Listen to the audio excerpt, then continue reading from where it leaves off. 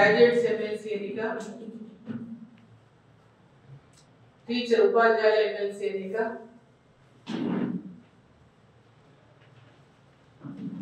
27వ తేదీ నాడు జరగబోతున్నటువంటి సందర్భంగా కామారెడ్డి జిల్లాలో ఎన్నికల ప్రచారం కోసం భారతీయ జనతా పార్టీ పెద్ద ఎత్తున ఈ యొక్క ఎన్నికల ప్రచారంలో పాల్గొంటాం. ముఖ్య నాయకులందరూ కూడా ఎన్నికల ప్రచారంలో రోజు పాల్గొంటున్నారు. అదేవిధంగా నేను ఎన్నికల ప్రచారంలో భాగంగా ఈరోజు కామారెడ్డికి రావడం జరిగింది. ఈరోజు భారతీయ జనతా పార్టీ 3 ఎమ్మెల్సీ ఎన్నికలు, 2 టీచర్ ఎమ్మెల్సీ ఎన్నికలు, 1 గ్రాడ్యుయేట్ ఎమ్మెల్సీ ఎన్నిక, మూడింటికి కూడా ఈరోజు అభ్యర్థులను నిలబెట్టి గ్రాడ్యుయేట్స్ యొక్క మద్దతును, అదేవిధంగా ఉపాధ్యాయ ఎమ్మెల్సీల ఎన్నిక కోసం ఉపాధ్యాయుల యొక్క మద్దతును కోరుతూ ఈ తెలంగాణ రాష్ట్రంలో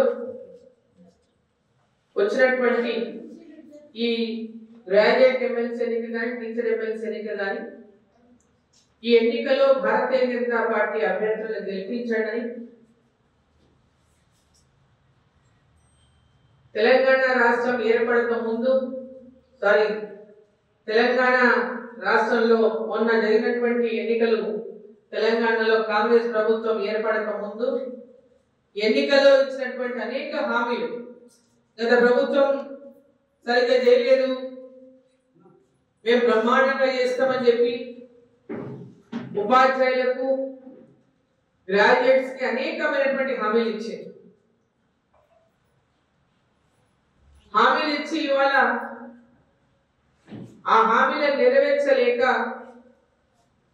వాళ్ళు క్యాండిడేట్ పెడితే, టీచర్ ఎమ్మెల్సీ ఎన్నికల్లో క్యాండిడేట్ పెడితే మేము ఏమి చేయలేకపోయినా వాళ్ళకి ఇచ్చిన మాట నిలబెట్టలేకపోయాం కాబట్టి క్యాండిడేట్ పెడితే ఓడిపోతున్నటువంటి భయంతో ఇవాళ వాళ్ళ క్యాండిడేట్ కూడా పెట్టడానికి పరిస్థితి మనం తెలంగాణ రాష్ట్రంలో ఇవాళ చూస్తా ఉన్నాం. టీచర్ ఎమ్మెల్సీ ఎన్నికల్లో అటు టిఆర్ఎస్ కానీ కాంగ్రెస్ కానీ ఇద్దరు కూడా క్యాండిడేట్ పెట్టలేదు.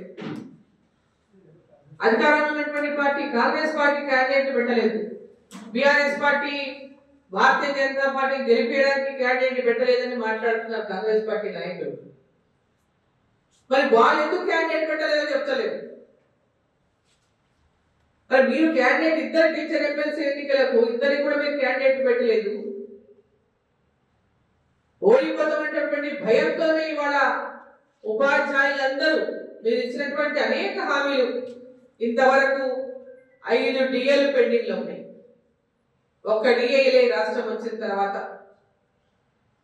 అన్ని డిఏలను కూడా మొత్తం కంప్లీట్ గా క్లియర్ చేస్తామని మాట ఇచ్చింది ఉద్యోగులకు. ఇప్పటిదాకా 1 డిఏ ఇవ్వలేదు, పిఆర్సీ ఇవ్వలేదు, సిపిఎస్ రద్దు చేస్తామని హామీ ఇచ్చిండ్రు, రద్దు చేయలేదు.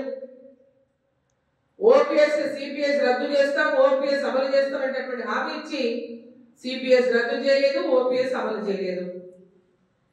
మాట్లాడితే అలాంటి పాలన, బ్రహ్మాండమైన పాలన ఈ రాష్ట్రంలో దేశంలో ఎక్కడ లేదని మాట్లాడతారు.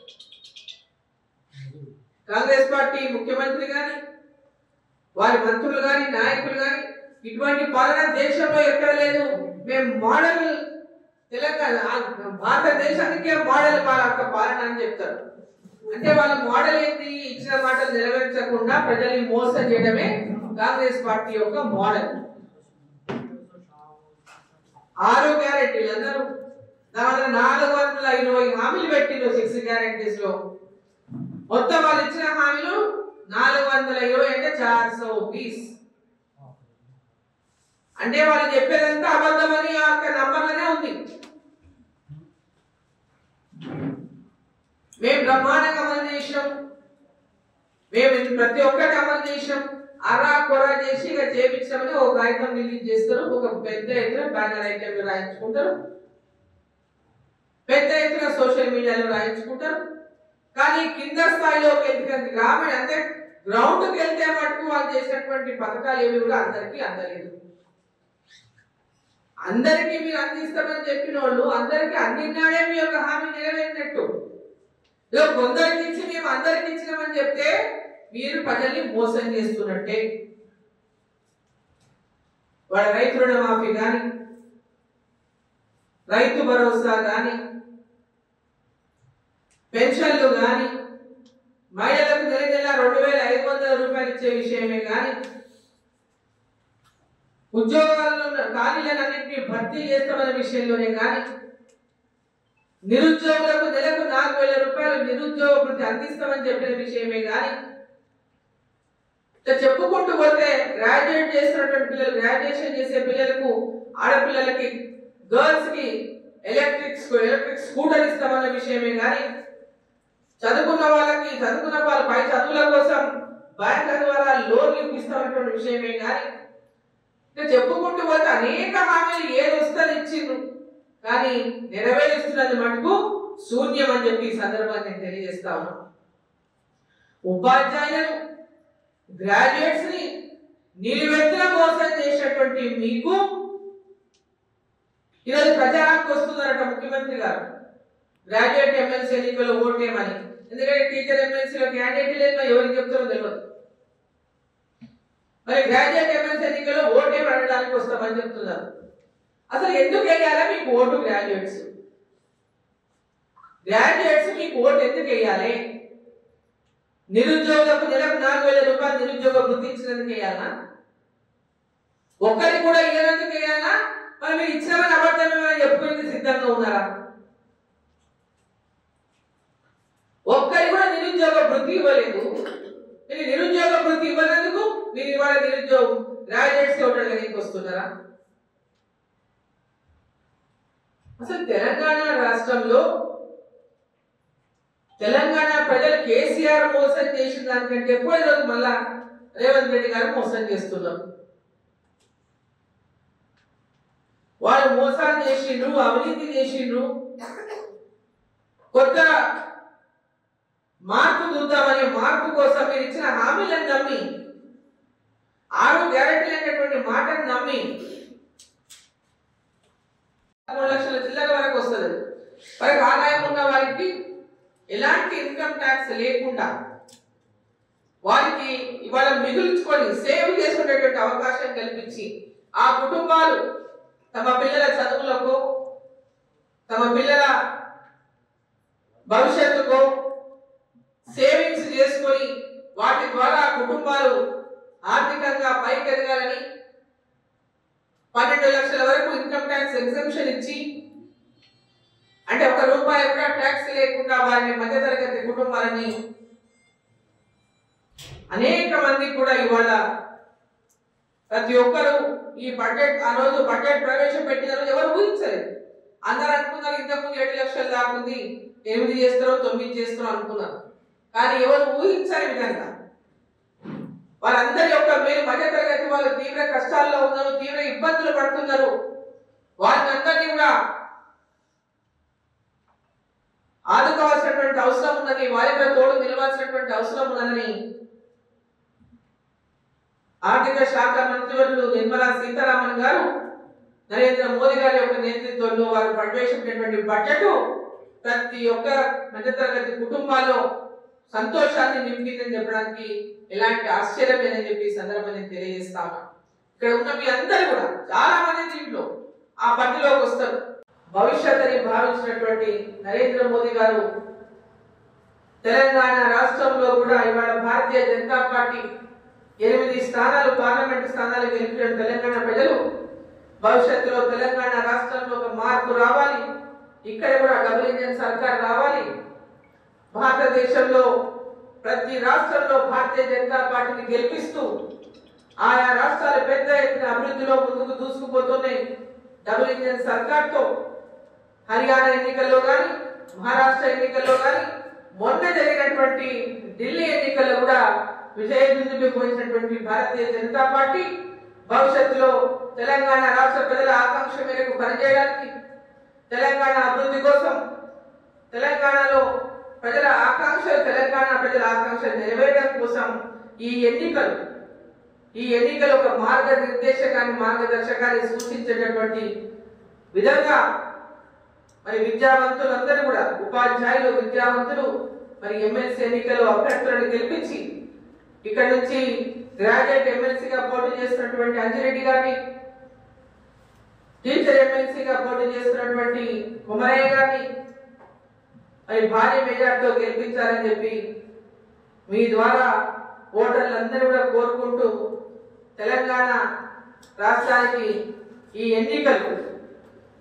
ఎన్నికల ద్వారా పెద్ద ఎత్తున భారతీయ జనతా పార్టీ యొక్క ఆకాంక్ష ప్రజల్లో ఏదైతే ఉందో ప్రతి ఒక్కరు ఆకాంక్షిస్తున్నారో వచ్చే ఎన్నికల్లో భారతీయ జనతా పార్టీని తేవాలి, వీళ్ళని చూసినాం వాళ్ళని చూసినాం, ఖచ్చితంగా భారతీయ జనతా పార్టీ రావాలని ప్రజలు ఏదైతే కోరుకుంటున్నారో మరి మీరు కూడా అదే ఆకాంక్షను వెలిబుచ్చుతూ ఎన్నికల్లో విజయాన్ని అందించాలని చెప్పి కోరుకుంటా ఉన్నా మీడియా ద్వారా. సోనియా గాంధీ పుట్టినరోజు డిసెంబర్ 9 అధికారంలోకి వచ్చిన తర్వాత ప్రమాణ స్వీకారం చేసిన వెంబడి అన్నింటినీ అమలు చేస్తామని చెప్పినటువంటి మీరు 14 నెలలు అవుతున్నా BC declaration, SC declaration, youth declaration, మహిళల డిక్లరేషన్, అనేక డిక్లరేషన్లు చేసిండ్రు, ఫార్మర్స్ డిక్లరేషన్. మరి ఇప్పటిదాకా ఏ డిక్లరేషన్ అయినా మీరు కమిట్మెంట్ గా ఫుల్ఫిల్ చేసిండ్రా? ఉపాధ్యాయులకు మీరు ఇచ్చినటువంటి మాట మీరు నిలబెట్టుకున్నారా? మాట్లాడితే రాష్ట్ర ఖజానా ఖాళీ అయింది అంటున్నారు. రాష్ట్ర ఖజానా ఖాళీ ఉందంటే ఖాళీ అవుతున్న సంగతి అందరికీ తెలుసు. అప్పుల రాష్ట్రం అయింది. తెలంగాణ ఎన్నికల ముందు మనం అందరం మాట్లాడే మాటలే కదా. కొత్త ఏమైనా ఖాళీ అయింది లేదు కదా. కేసీఆర్ గారు మొత్తం రాష్ట్రం అప్పుల రూపంలో నెట్టేసిందని ఆనాడే అందరం మాట్లాడాం. భారతీయ జనతా పార్టీ పెద్ద ఎత్తున తెలంగాణలో ప్రజల లోపల పెద్ద ఎత్తున పోరాటాలు చేసి, ప్రజల పక్షాన అనేక పోరాటాలు చేసి ప్రజా వ్యతిరేకతను భారతీయ జనతా పార్టీ నిర్మాణం చేస్తే 6 గ్యారెంటీల పేరుతోన ప్రజల్ని మోసం చేసి అధికారంలోకి వచ్చింది కాంగ్రెస్ పార్టీ. ఈరోజు ఈ ఎన్నికల్లో తెలంగాణలో ఈ 3 ఎన్నికలు, ఎమ్మెల్సీ ఎన్నికలు పెద్ద ప్రాధాన్యతను సంతరించుకున్నటువంటి ఎన్నికలు. ఎందుకంటే ఎన్నికల్లో పాల్గొనేదంతా కూడా విద్యావంతులు, గ్రాడ్యుయేట్స్ కానీ, టీచర్స్ కానీ, విద్యావంతులు, మేధావులు. తెలంగాణ భవిష్యత్తు ఏ విధంగా ఉండాలని ఒక మార్గం నిర్దేశనం చేసినటువంటి ఎన్నికలు ఇవి. తెలంగాణ రాష్ట్రంలో ఇదే రకమైనటువంటి పరిపాలన అంటే అనుభవం లేనటువంటి పరిపాలన ఇవాళ రేవంత్ రెడ్డి గారు తెలంగాణలో మనం చూస్తా ఉన్నాం. అనుభవం లేనటువంటి పరిపాలన. రోజు ఒక మాట చెప్తారు, రోజు ఒకటి చెప్తారు, కానీ ఇంప్లిమెంటేషన్ కాకముందే ఇంకొకటి కొత్త మాట వస్తుంటది, అది కాకముందే ఇంకో కొత్తది వస్తుంది ఏదో. అంటే ప్రజలని తాము ఇచ్చినటువంటి హామీల నుంచి దృష్టి మళ్లించడానికి రోజుకోబడినటువంటి కొత్త మాటల్ని, ప్రజలు మరిపించేటటువంటి మాటల్ని తీసుకొస్తుంటారు. నేను ఒకే కోరుతా ఉన్నా, విద్యావంతుల్ని, మేధావుల్ని ఆలోచించండి. భారతదేశం నరేంద్ర మోదీ గారి యొక్క నాయకత్వంలో వీక్షిత్ భారత్ దిశగా భారతదేశం అడుగులేసినటువంటి నేపథ్యంలో ప్రపంచ దేశాలన్నీ భారతదేశం వైపు చూస్తున్నటువంటి తరుణంలో కోవిడ్ తర్వాత అనేక ధనిక దేశాలు ఆర్థికంగా చతికిల పడితే భారతదేశాన్ని ఆర్థికంగా ఎక్కడ కూడా కిందికి పడకుండా కాపాడుతున్నటువంటి 7% అభివృద్ధికి తీసుకెళ్లినటువంటి నాయకత్వం నరేంద్ర మోదీ గారిది. ఇవాళ ఇన్కమ్ ట్యాక్స్ ఎవరు ఊహించినటువంటి ఎగ్జంప్షన్స్ మధ్యతరగతి కుటుంబాలకు, ఉద్యోగుల కుటుంబాలకు, చిన్న చిన్న ఆదాయం ఉన్నటువంటి 1 లక్ష లోపు నెలకు 1 లక్ష వరకు ఆదాయం ఉన్నటువంటి కుటుంబాలకు ఇది అండగా నిలిచినటువంటి నాయకుడు నరేంద్ర మోదీ గారిని చెప్పి సందర్భాన్ని తెలియజేస్తా ఉన్నా. మరిన్ని వీడియోస్ కోసం ఛానల్ ని సబ్స్క్రైబ్ చేయండి. లేటెస్ట్ అప్డేట్స్ కోసం వాట్సాప్ ఛానల్ ని ఫాలో అవ్వండి. ఆ లింక్ డిస్క్రిప్షన్ లో ఉంది.